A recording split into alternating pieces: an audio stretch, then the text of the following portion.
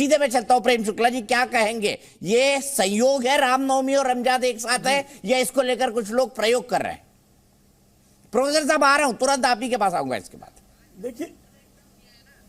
देखिए ये इस देश का इतिहास है पिछले 80-90 वर्षों का, कि हिंदू पर्वों के आसपास जब भी इस्लामी पर्व आते हैं तो एक वर्ग विशेष के लोग हिंसाचार करने का प्रयास करते हैं। ये एक दो नहीं, इसके मैं 100-200 उदाहरण आपको दे सकता हूं, तिथि के साथ दे सकता हूं।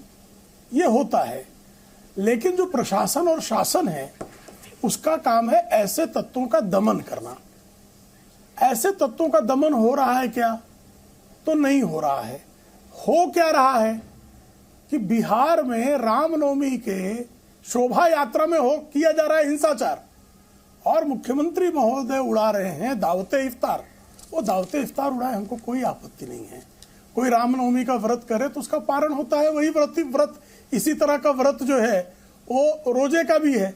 तो जो व्रत रखता है पारण वही करता है, जो रोजा रखता है वही इफ्तार करता है। लेकिन राजनीतिक इफ्तार में जो रोजे नहीं रखते हैं उनको भी इफ्तार करने का अधिकार प्रदान किया जाता है। ये राजनीतिक जो है रोजा है, इसका जो सामाजिक और धार्मिक पक्ष है, धार्मिक पक्ष यह है कि जो रोजा रखेगा वो इफ्तार करेगा। तो श्रीमान नीतीश कुमार रोजा रखे थे, अगर रखते होंगे तो ये डॉक्टर सुनील सिंह जी ही बेहतर बता पाएंगे, लेकिन इफ्तार निश्चित तौर पर कर रहे हैं। ये उनकी अपनी मर्जी है, ठीक है, ये सर्वधर्म समभाव का उनमें जो भाव है वो प्रशंसनीय है। लेकिन जो आपने प्रश्न किया उसका उत्तर सप्रमाण अभी गूगल पे भी तलाशेंगे तो कठिन है मिलना, कि आदरणीय नीतीश कुमार जी ने इस रामनवमी में, इस महाशिवरात्रि में, तो ये एक निश्चित तौर पर विरोधाभास है। और भारतीय जनता पार्टी ने कभी आदरणीय नीतीश कुमार से ये नहीं कहा कि आप रोजा इफ्तार मत कीजिए, और ये भी नहीं कहा कि आप रामनवमी के कार्यक्रम में आइए। कभी भी भारतीय जनता पार्टी ने अपने किसी अलाई पर इस बात का दबाव नहीं बनाया है कि वह कौन सा पर्व मनाए कौन सा न मनाए। ठीक है, मैं आगे चलता हूं। स्पृश्य माने किसको अस्पृश्य माने, ये भारतीय जनता पार्टी कभी करती नहीं है।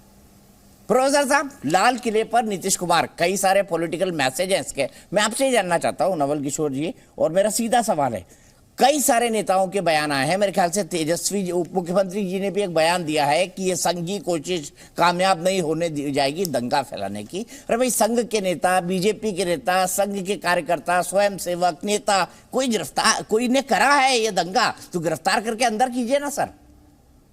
राजनीतिक बयानबाजी क्यों, इससे पॉलिटिकल क्यों? नहीं, अरे दीपक जी, आपको भी ये मालूम है कि ये सार्वजनिक सत्य है कि किसके राजनीति में सिर्फ दंगा ही दंगा है। राइस डिक्लाइन से राइस तक का पूरा कहानी है दंगा। इसमें कहने की क्या बात है और इसमें दिखाने की क्या बात है?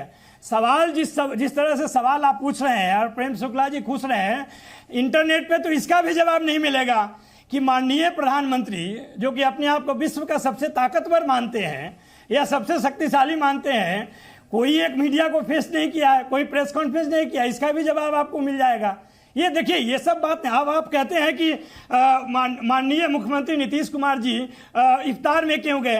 अरे भाई, जो हिंदू है तो रामनवमी तो उसके घर में ही होता है, दूसरे के घर जाने का एड्रेस क्यों पूछ रहे हैं आप? उनके घर में, उनके अगल बगल में पूछ लेते। आपका ये तर्क आपकी क्लास में चल जाएगा, मुझे बताइए ना दीपक जी। अरे दीपक जी, थोड़ा बताइए ना, आपका ये तर्क क्लास में चला जाएगा कि भाई अपना त्योहार तो मैं घर में मनाऊंगा, लेकिन दूसरे का त्योहार सार्वजनिक मंच में मनाऊंगा क्योंकि मैं वो त्योहार मनाता नहीं हूं। सर, क्योंकि ये भारतीय संविधान का यह संदेश है कि संविधान में लिखा है इफ्तारी में जाना है, आपस में है भाई, हमें नहीं, संविधान में लिखा है इफ्तारी में जाना है कि हर धर्म में आप सहयोग रहे।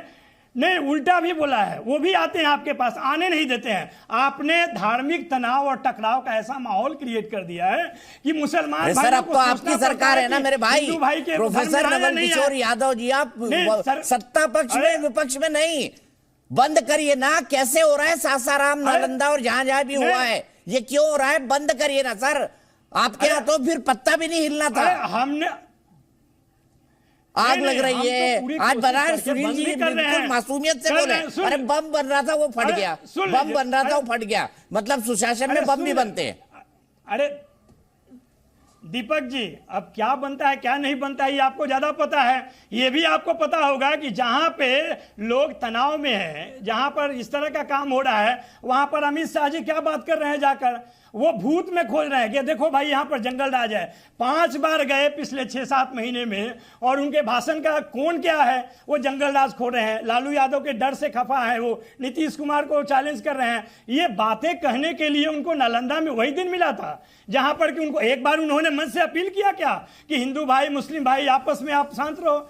कोई भी सद्भाव का उन्होंने अपील किया का? ये भाजपा के चरित्र में नहीं है। वो धार्मिक उन्माद ही फैला सकती है, वो सौहार्द की बात ही नहीं कर सकती है, कम्युनल है, वो सेकुलरिज्म की बात ही नहीं कर सकती है। जो लोग सेकुलरिज्म की बात करेंगे उसको कहेंगे तुष्टीकरण करते हैं। ये कौन कहता है? तो आप करते नहीं करते बता दीजिए ना प्रोफेसर साहब, बताइए ना आप तुष्टीकरण करते हैं या नहीं करते?